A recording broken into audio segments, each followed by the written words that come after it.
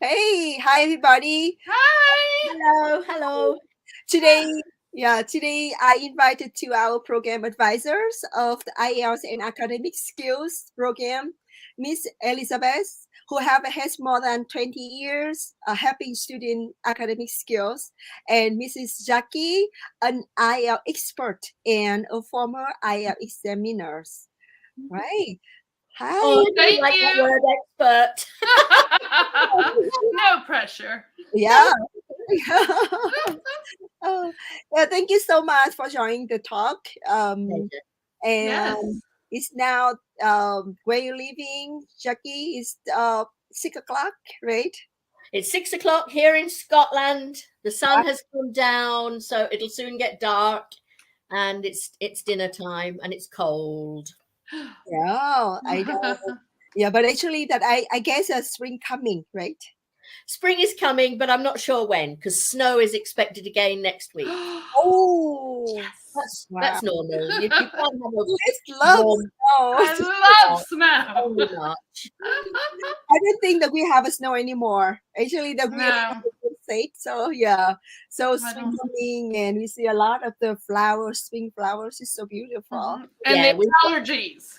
Oh yeah, Ugh. I know. Yeah, it's pollen and yeah, but Yep. actually it's just a 1 month and it's gone. And yeah, very short spring.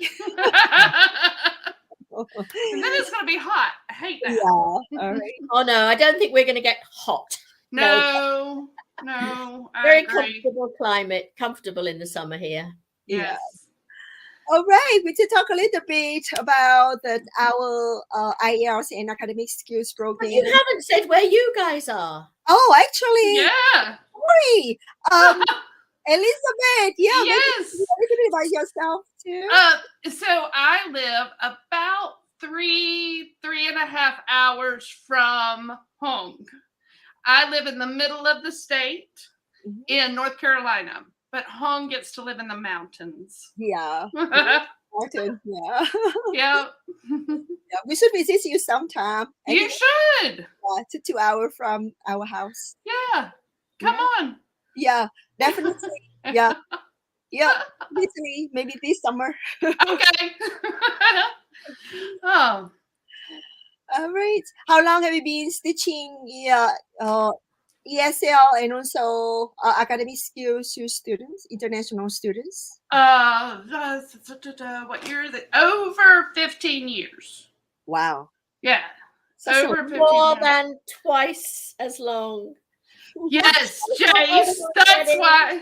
That's why you're the expert, Jace. Expert just means getting old. No, well. Young forever. Oh, thank you. Yeah. Yeah. And how about Jakie, Miss Jakie? So can you say something about yourself, please? Okay, so I've had a long time in teaching, and most of that time has been with teenagers, young adults. I've had some business adults and so on, but very little, virtually no experience with very young children because they frighten me. Me too, Jace. Me too. I did not know that. Yes, they frighten me. I've never been a mother, and I don't know how to talk to them. I don't think they will fight you. They just respect you. I think. No, teenagers most of my life, and before teaching, I was in science and medical research, so I do still enjoy science, and but I wasn't good enough and clever enough at maths to really pursue science to a higher level, whereas English, I got to travel as well. So Wow. Oh, yeah.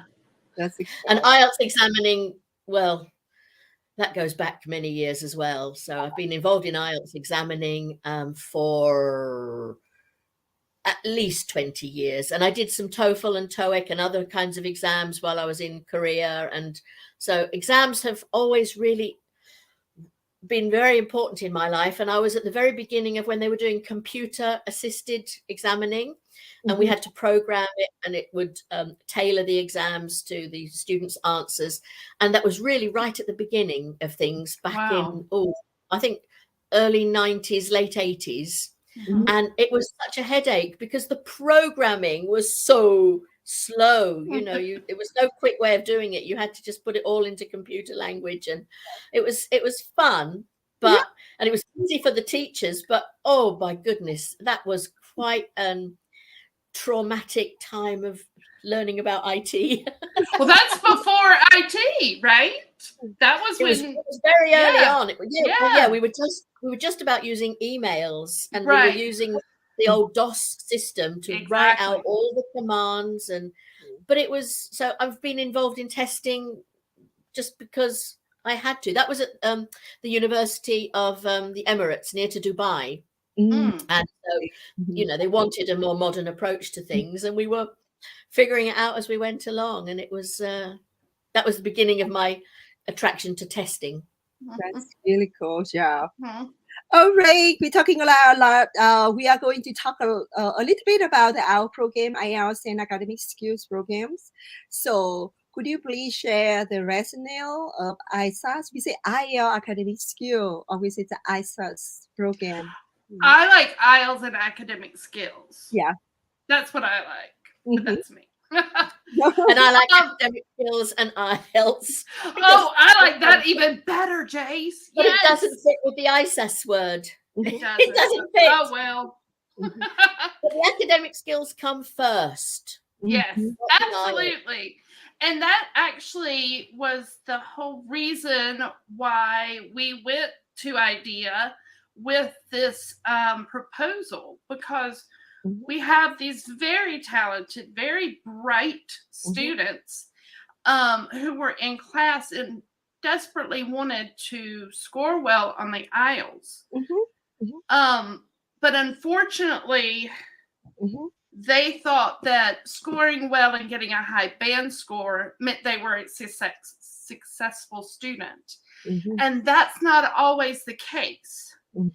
And we felt that it was better to start teaching them the academic skills, the responsibility that comes with studying, and different ways to study, so that when you were old enough to take the IELTS, it was simply a matter of you needed to take one test prep class just so you were aware of the test format, and you were done.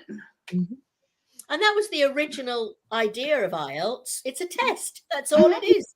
It's a test. Yeah. The original plan, but it's gone round the world. It's grown so big. It's become an entire thing in people's heads. And one test only can test a certain number of skills, can't it? But inside the IELTS, everything in academic learning and in English language, everything is possible. So you can't train for IELTS without training for English as a complete subject. Yeah. And also, I'm sorry, go ahead. Go ahead, please. Yeah. And also, my experience teaching in the English-speaking universities is the English, the students are required, whether they are international or they are native English speakers, they need to have literacy and critical thinking skills.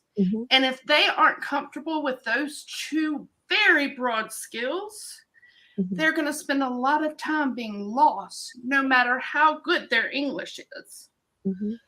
So that's another aspect that we're trying to include. Yeah. Actually, then when we talk with the parents, which we have explained to them that we need to build the foundations for students. I'm sorry, it's my dog. It's okay. My cat's down here. It's my dog. Oh, no. Where's Justin? We have explained to the parents that need their kids need to build the foundation of knowledge and skills in terms of academic fields, and also that it's like that we build a house.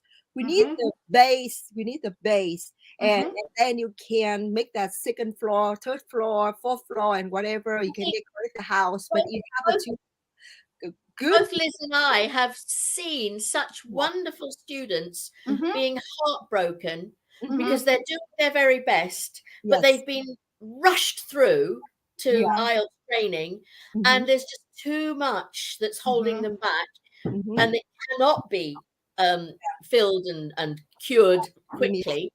And it breaks our hearts to see them. Absolutely. They're improving, they're making the effort, but they're not getting the grades because there's just too much has been missed at the correct time. There's a sequence that you need to learn things. And we couldn't bear to keep seeing that year after year.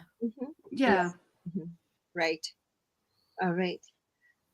Well, so actually, we talk about that why we need that ISAS program for students, but why do you think that is a very, very important for middle and high school students?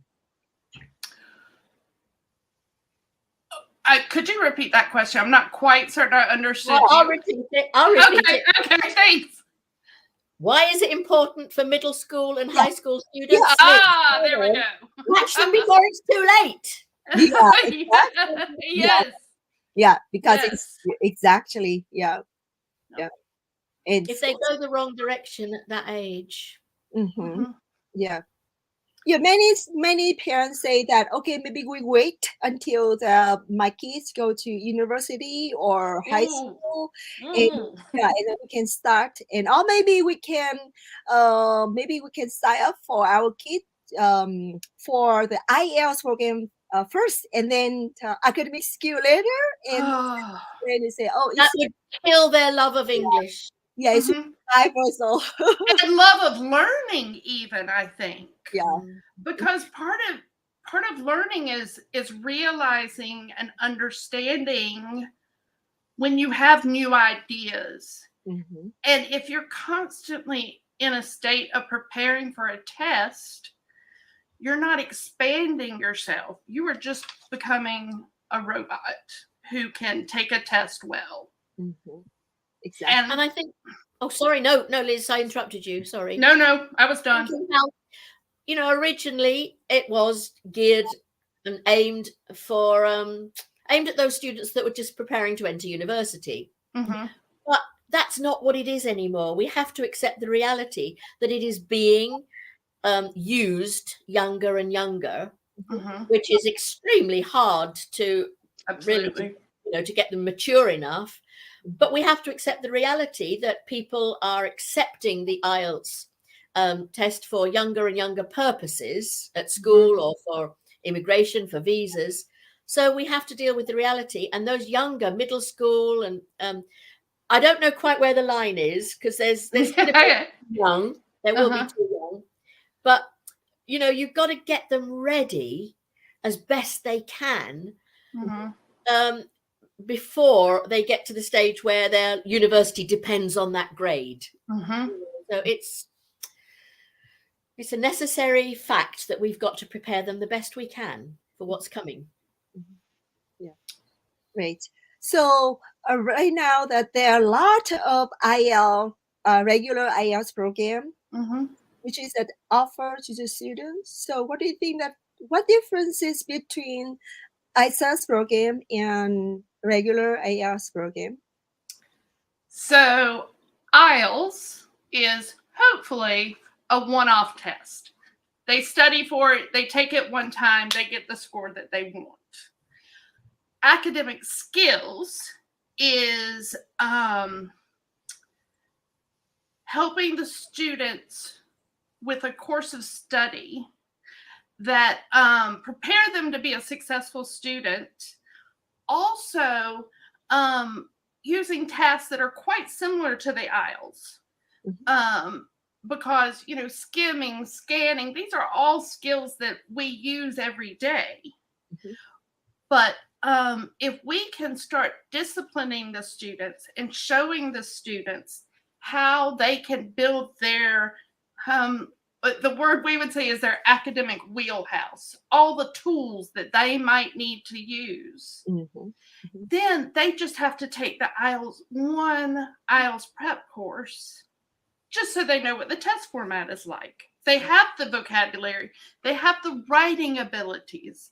And that's something that we're really working on in the academic skills portion, is giving these students a lot of opportunities to write and supporting them with their writing skills, because writing 250 words, which is the longest for writing task 2 for IELTS. Yeah. In college, that's not, I don't remember the last time I was allowed to write something that short.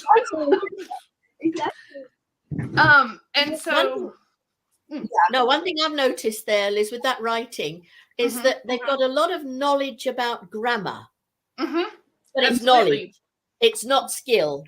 So they can't use their grammar knowledge very well in their writing or their speaking, because they don't understand that there's a particular time when you use one form or other. So there isn't time on an IELTS course to give them that. In grammar we call it form and function. You've got knowing all the how to sort of like change it, but knowing when to use it is the function. And you don't have time on an IELTS course to sort of connect all of that real language and communication with grammar. So that there's just no time to fill that in, and we really do need to work on it in a different way from the school. School teaches a lot of form, whereas we try to get it into, oh well, you're using that form, but does that mean that you're thinking that? And we're trying to get them to see that it has a meaning, and that takes time, and it takes a bit of natural communication, not just IELTS exam training. Yeah, exactly. Yeah, we also told the students, and when you join the program, and we equip all of the academic skills, and then you can take any test like IELTS, TOEFL, and even that's really helpful for your academic journeys. And and so I think there's a lot of benefits. I've heard that they do much better than even like native students in the first years of university, because the native students haven't had as much practice with presentation and supporting their arguments. Certainly in the UK, a lot of the IELTS trained international students are much better prepared for the entry into university. Whereas when I went to university, and it's still happening now, we had to go and take all these literacy and writing courses and so on, because what we did in school didn't match, whereas the IELTS actually does give that sort of very useful training. And the ISS adds more dimensions to that, even more. I like that word, dimensions. It does. Yes. Absolutely. Yeah. Yes. So IDEA have started ISS program for almost 3 months. What do you think about the student involvement and commitment? Because that seems to be new to them. They haven't learned, they haven't heard about that before. I would like to say something real quick. And this is to all my students. 1 week and I will be back. I miss them, but James has had you. They miss you so much. They miss you so much. And I shall miss them. They are absolutely delightful. And what I've noticed is that they started off quiet and cautious, but they've always been diligent and enthusiastic, but they were shy. And now they're getting the confidence to make comments, ask their own questions, and they joke, and they're wow, that's great. Oh, right in the middle of a serious piece, I get a chat coming through with some hilarious thing, and I can't think, they're make it so much fun for the teacher, but they're very in certain areas, they're quite aware. They're quite aware of things, and they want to know more. So we're talking about the horrible war in Ukraine. We've been talking about the latest findings in medical research that's going further than that. Our book is going on that, and talking about our own experiences with things. So they help to make it come alive, and I think that makes it more interesting for their other students in the class. So they're a dream. They are great to teach. And once the confidence comes, then you have to encourage them not to be afraid to make a mistake. Mhm. They do need that encouragement that making a mistake is how you learn, and getting it wrong is an opportunity, and it's Absolutely fine. Yeah. And they're not afraid to practice, but I do worry that some of them have got some bad influences from American teenagers, gaming, some television programs. They don't have a feeling for what's slang. And what's, so getting it academic is a little bit harder work. But the variety, there's so many different students. You've got some who probably know more than I do about certain things as well. So you've got a huge variety there, but trying to show them that young American or Korean or Japanese teenagers, that isn't necessarily academic English. So that's been quite interesting, and you point it out to them because you don't want to stop them from fitting in with their own peers. No, they need to know that that's for the essay, that's for a teacher, and that's for a. So we have had one or two rude words and discussed who you can say. Usually from me, not from the student. Oh dear. But I think it's good, actually, that it's a good experience in sharing among the students. And also, we also told them that the program, the checking their progress, is not don't have to wait until the end of the term, and they know that how. Oh, please don't. True. And so the ISOs keep checking you every your step.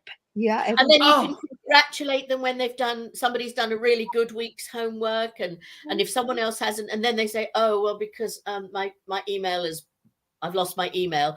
Well, then let's get that fixed, So instead of just letting things slide, I think it's very professionally organized. Yeah, right. And also, I would say to the students, please, please, please read the comments that your teacher has taken time to write. Do you mean that sometimes they don't? Oh, they don't. And if you don't understand the comment, ask questions. That's why we're here. That's why we love what we do. Yeah. Yeah, that's good. So is there no more time for you for your dinner, Jade? Chili con carne. Yeah, just only the last question for you. If you want to give advice to the student, what advice would you like to give them in order to help them to improve, in order to help them to be successful in their study and academic journey? I have two websites that I would encourage. The first one is aldaily.org. And the second one is npr.org. The first one are articles from all around the world. They do tend to be academically written. And they present different ideas. It is updated every day, and it is free. And NPR is kind of like America's version of the BBC, which I think everybody's familiar with. Yeah, it's very useful. Yeah. And those two websites, while you are reading or watching or listening, I want the students to start asking why. Why is this important? Who cares about this? Why was this written or recorded? And if you can't figure out the answer, watch or read it again, or do your own research, because that is important. Find what you enjoy learning about and start asking why. that ties in very closely with what I've been working on with them lately. I've been working on the idea of getting evidence for your opinions. So that people will actually respect your opinions. We've talked about conspiracy theories and scientific theories and theories changing with new evidence and what's valuable in evidence and what you should question. Well, you should question everything, but how you can be more confident about information. And if you're not keeping up to date with world information, so we've been talking about that, you know, in the news and in the areas that you're interested in, and there's a little bit in every area that's important to us. If you can try and keep up with what's going on, then it will make you more interesting and make you able to speak and write more authoritatively. So that exactly ties in with this. Make yourself a more knowledgeable person and you'll be a more interesting person. Don't sit there and just think I just do my grammar exercises and that's all there is to it. Explore and never give up. I think one of the students said to me, I think it was just this week, and she said the most important lesson she'd ever learned was use your failure. Don't use your failure to grow. So that attitude of, you know, I will keep going, I will never quit, even when it gets hard. I will keep learning and I'll keep opening my mind. And I think that is a lifelong truth. It will make them more interesting and happier as well. Yeah, so good on the advice. Both of you, your advice so should be we conclude in the 3 words like be proactive, right? Yes. Yeah, and they will get that later to grow the tree. So now, yeah, and then you can get the fruit later. Yeah. There's a reason why I have this necklace. It's the tree. Yeah, I love tree. And I've got the crab nebula. Oh. Because it's like wrong way around. Reach for the stars. Come over there. Oh, that's beautiful. The stars in the nebula. Yes. Ooh, I can't get it in the center. There you go. Yeah. The stars. Absolutely. So much, yeah. All right, thank you so much for joining. Thank you. Thank you. Lovely to see you. Yes. And also, absolutely, with our students, be engaged in our program and also be successful. All right. Yes. Yes. We and know they can. Old ones. Keep teaching us old ones. They teach me a lot. Yes, absolutely. And too. Thank you. Bye. Bye-bye. Bye. Bye. Bye. Bye. Bye-bye.